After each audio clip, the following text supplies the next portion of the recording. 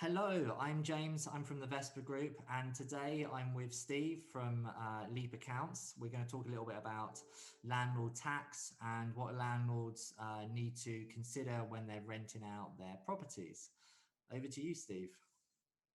Hi guys, yeah, I'm Steve. I'm the managing director of Leap Accounts. Yeah, we work with clients in a range of kind of industries and areas, one of which being property, and yeah, helping make sure everything is filed as it should be, and yeah, everything's paid up. Great.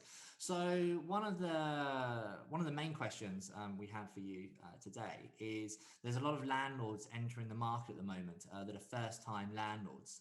They may have owned their property for a number of years, but are moving overseas or looking to purchase a new, bigger property.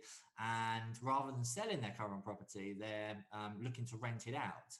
Now, this may only be for a few years, or they may, like it and, want to kind of stick with it for, 5, 10 years as professional investors say. So what are the main things that they need to do when, kind of starting on this journey, becoming landlords as such from an accounting and tax point of view? Sure. So the first thing that needs to be done is to register for self-assessment with HMRC. So the deadline for doing that will always be the 5th of October following the year you started getting rental income. So the tax year runs from the 6th of April to the 5th of April. So yeah, if you receive income from, let's say, September 2019, that year end is the 5th of April 2020. Therefore, you need to register by the 5th of October 2020. The next step once you're registered is to submit a self-assessment return every year, which highlights what your rental income and expenses were, and therefore any tax you owe on that.